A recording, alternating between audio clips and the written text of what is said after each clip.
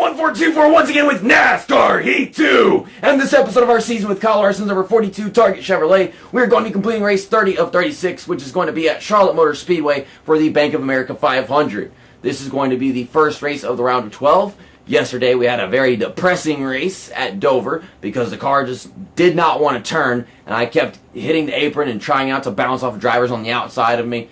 The game was really testing my patience, to be honest, but at the same time, that race didn't really matter because we locked ourselves in to the next round by winning at Chicagoland. Now that we're in the next round, I have to win one of these races or do very well in all of these races and not, get a bad finish out of this. I remember last time we went to Talladega, which came out on the day that I attended a Talladega race. I finished really badly in that race just because I was trying to go for the win, trying to make some moves, and there was a caution, that big old freaking wreck with me trying to pass the freaking leader, and that just couldn't happen or something like that. I don't even remember because it wasn't that good of a race. But we also have Kansas. I can run well there, and I can run well at Charlotte. Let's just hope that no stupid crap happens like what happened in the Xfinity Series, where there's some freaking pit stop crap that caused me to finish badly and get knocked out completely. I've got to finish well in at least 2 of these races. So, let's just go wish for it. And then you got the playoff standings because the rounds just started over and have so many playoff points. We're actually at the top, 8 points in front of Kyle Busch. So, I think all I have to do is perform quite well in all 3 of these races, and if one goes a little badly, then we could still be up here. But I would like to keep winning a race every few races just so I can keep myself locked into the next rounds and go for that championship. I can do it. I know I can do it.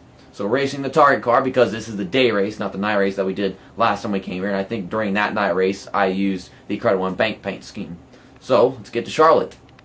This episode of NASCAR Heat 2 is brought to you by NASCAR Heat 2, because we are playing NASCAR Heat 2, and my t-shirt says NASCAR Heat 2 on it. But yeah, here's Charlotte. It's daytime. We're going to go qualifying in daytime. We're going to, afterwards, I guess it's going to be like really late sunset, kind of like New Hampshire was. So I wasn't expecting it to be this late in the day whenever I go into qualifying. But let's go out there and try to get a top 30 and also start on the inside line like we always do. I think it was back in 2017 that we had a restart this track. It was during the day race, and it was like a freaking 5-car wreck before they could even get to turn 1. But man, I was just coming back to this race for the day race. That's just like the first thing that comes to mind is that wreck they had at that restart. It's just, people spinning their tires and then getting hooked up to the back of other people's cars and crap. Just trying to run a good lap. Car is kind of tight, but yeah, I guess I don't play enough NASCAR Heat 2 anymore to know that the cars are tight at every damn track, and you might as well lose them at every track you go to. 31st.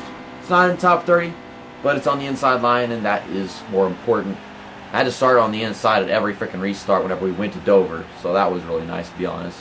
So, who's on pole today? It's actually a big deal now because, we just started this round, and we're not locked in or anything. Martin Truex Jr., Kyle Busch, Jimmy Johnson, Brad Keselowski, Chase Elliott got knocked out yesterday because he got a freaking 39th or 38th place finish, which really sucks, but I guess that was bound to happen.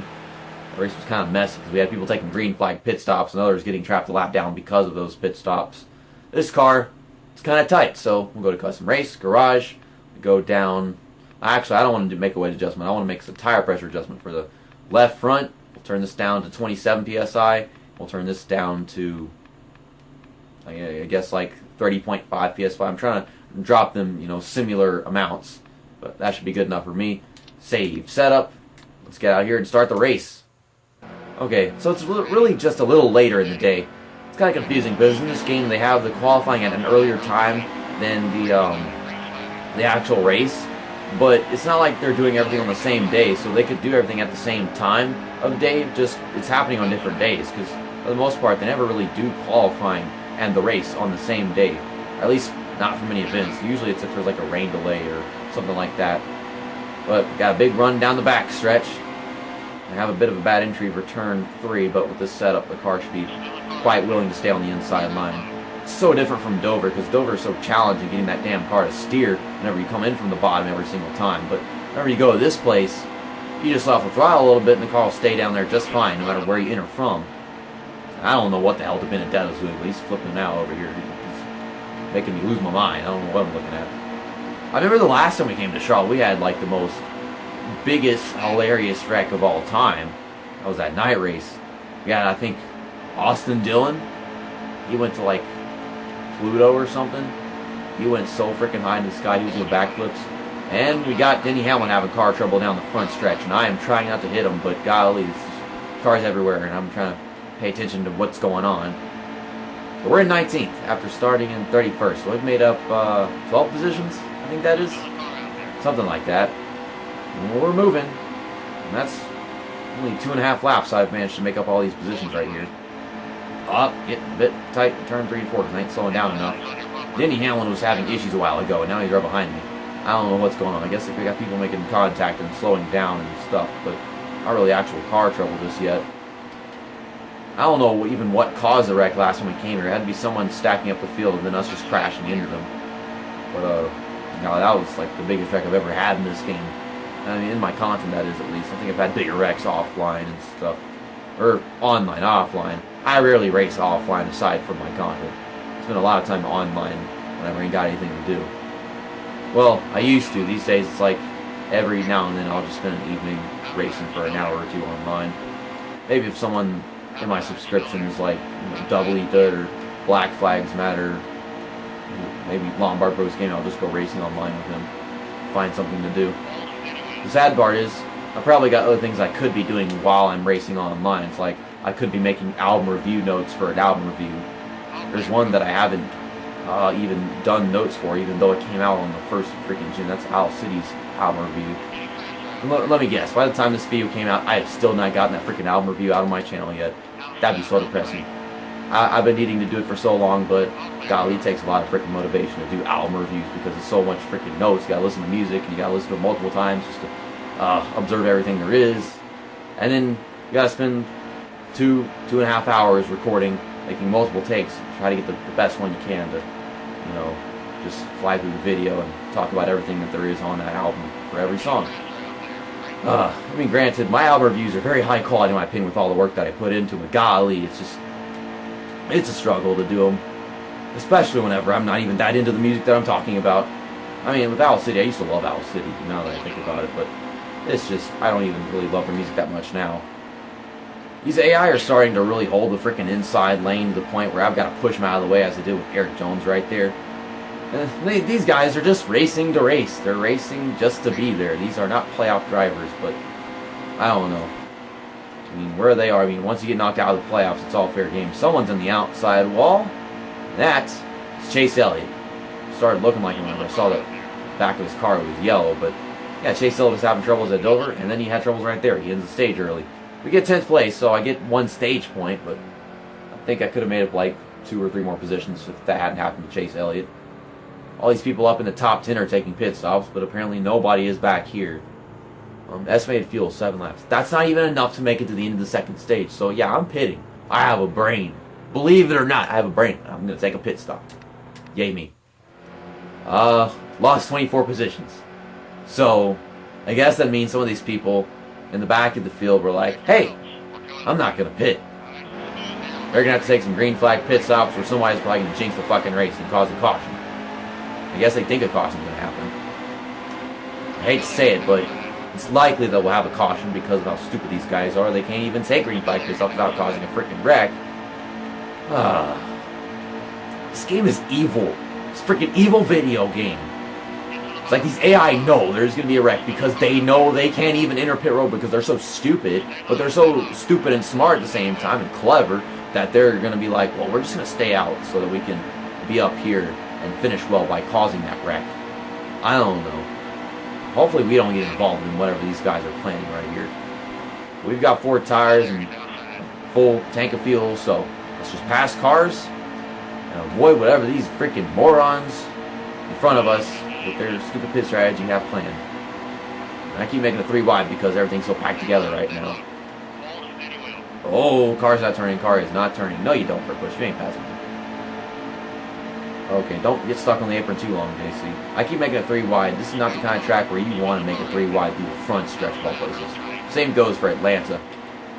It's kind of chaotic for the AI drivers. When you're on the outside at tracks like Charlotte and Atlanta, I think maybe even Texas, it's just like the shape of the front stretch with the curves that it has. The AI, they sling themselves all over the damn place because of how the track is just simply shaped. So, I never want to be on the outside through the front stretch. I'm trying to stay at the bottom all race long. That probably doesn't make very entertaining content, but I think I'll sacrifice the entertainment for my well-being. And there you go. Stupid, smart AI with their pit strategy. They bring out that freaking caution. I guess it means that we're going to gain all these freaking positions. Where am I going to be after all that? I'm going to be in the lead. I don't need to take a pit stop because that didn't end the second stage early. I'm in the lead. Okay, let's go in stage 2 then. GG, Denny Hamlin. GG. My car doesn't turn. I don't know why Denny Hamlin's car turns, but mine doesn't. I also have repairs to make because for some reason everybody went crashing into me right there. 9th. But, I guess I don't need to take a pit stop because nobody else is. I was like, you know what? I'm going to go in the first stage.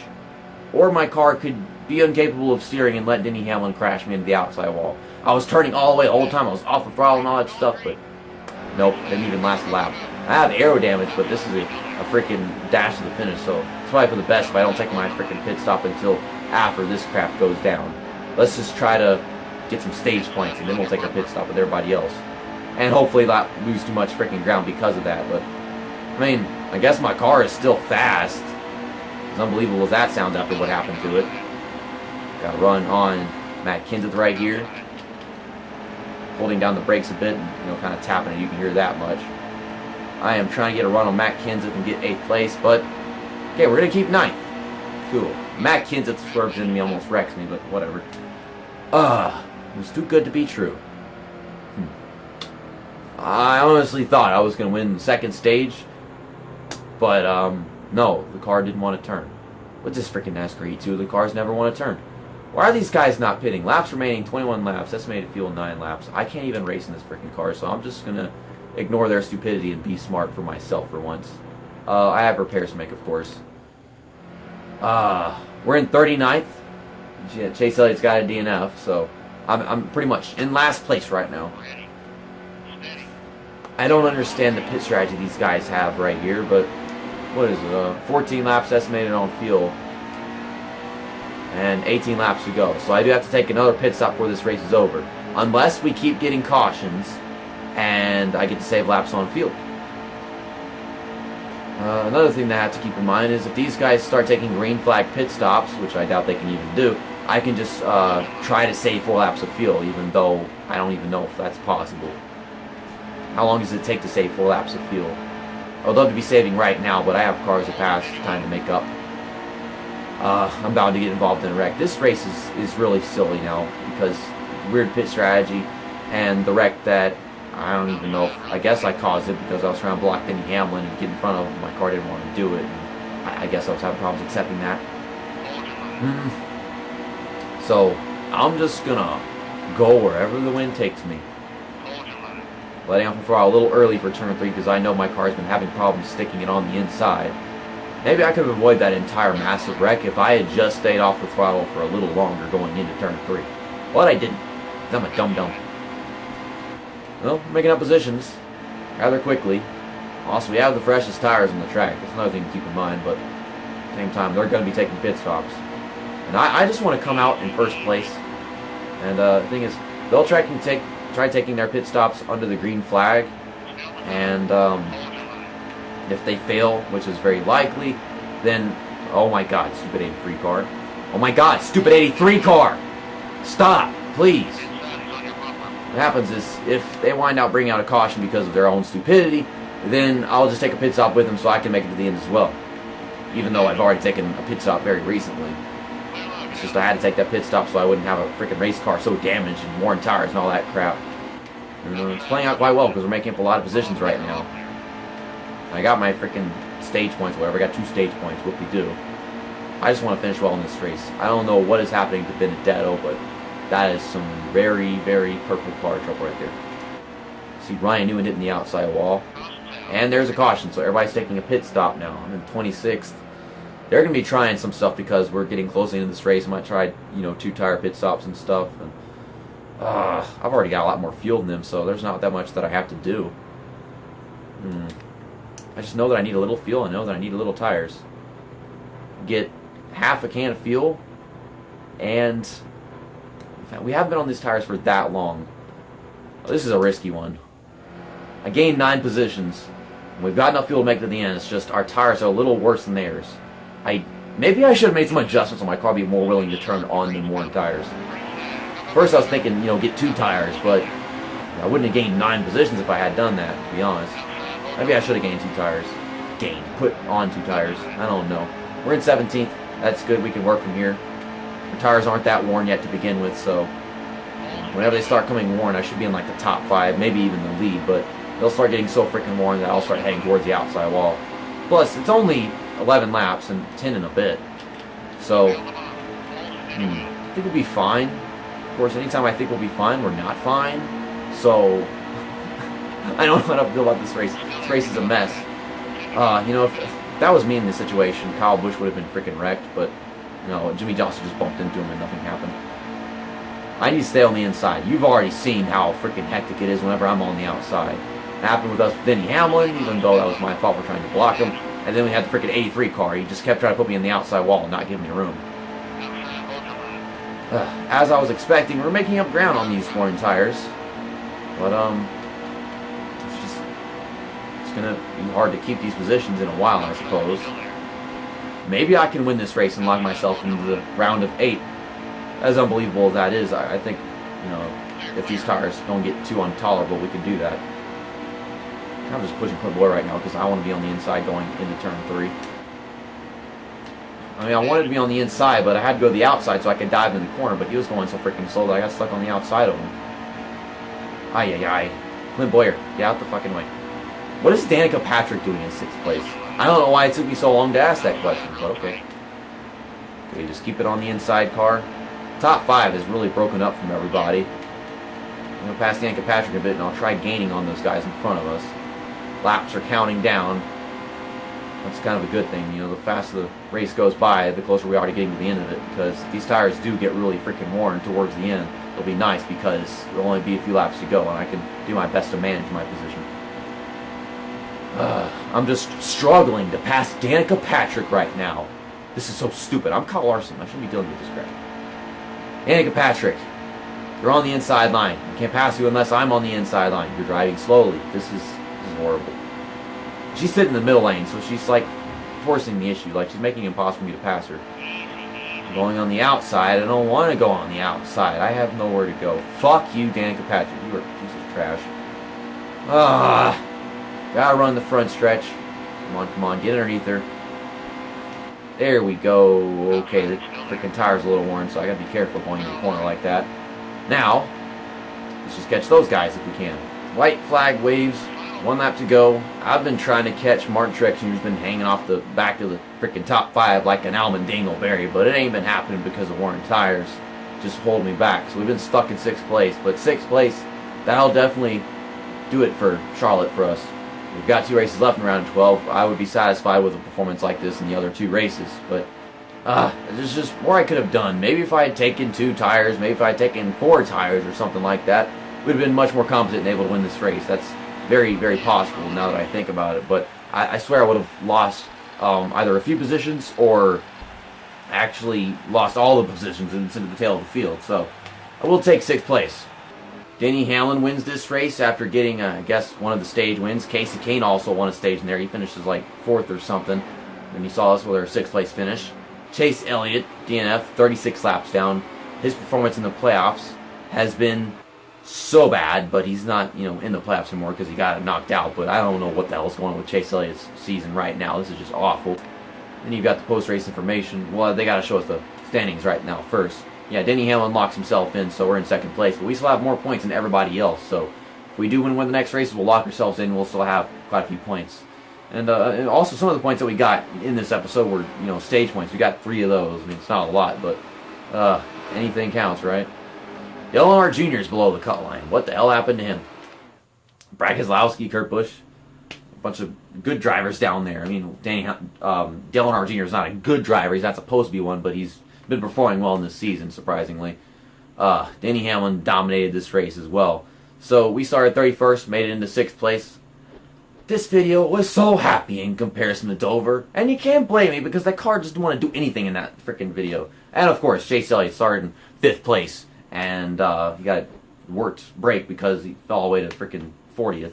This weekend on NASCAR Heat 2 was okay because the Stover race didn't matter.